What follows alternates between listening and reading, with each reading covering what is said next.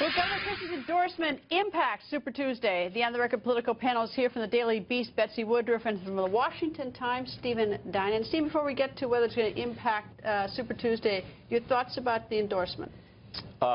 It was a surprising endorsement. Look, I was in South Carolina last week, and I remember telling everybody when Trump and the Pope started going at it, I was like, this is the most amazing thing I've ever seen in campaigning. This, I will never see another day or week as interesting as this.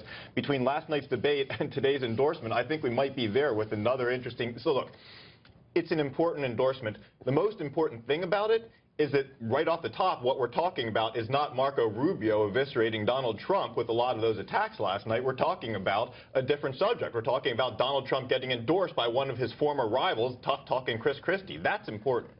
This is good for Trump, but it's also really bad for Marco Rubio. I think perhaps more than anything, Christie's getting on board with Trump because just the animosity that he showed to Rubio in these debates was so transparent. There's probably not a more emotionally transparent person in modern American politics than Christie. And you just watch the debates. He clearly loathes Rubio. If Christie starts going after Rubio, starts picking him apart, and Rubio has to deal with both of these guys at once, it could get ugly really fast. The electorate has an appetite for that kind of ugliness. And that's not great for Rubio. That could be a liability. So Super Tuesday, does this move make any difference at all?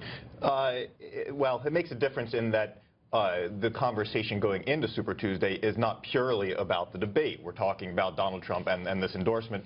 Look, the other thing, Betsy's exactly right. Adding Christie to your repertoire, to your stable of surrogates who can go out and campaign for you, and in particular, attack Rubio and attack Cruz with, having been a former opponent to them with some credibility in attacking them, that's really helpful for Donald Trump. And before I get your response, I want to get the viewers in on this, Betsy. Now is your chance to vote at home on Twitter. Will Governor Christie's endorsement bring more voters to Donald Trump?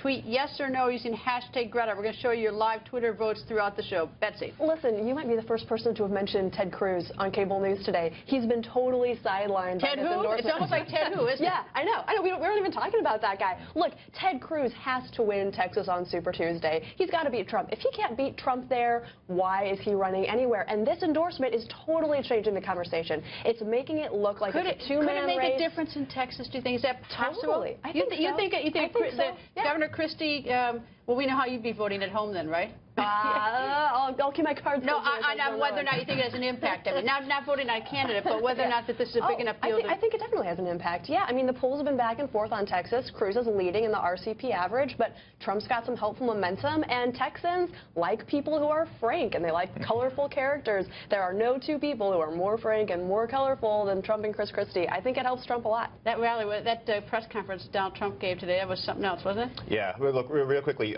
you have Texas. A lot of voters have been deciding late in these primaries. The most important thing is that Donald Trump continues to dominate the conversation here in the final days leading up to Texas and the other Super Tuesday states. Is that us or is that Donald Trump? I mean, like, we have the option. I mean, like, look, these are tough calls for us. We want to follow.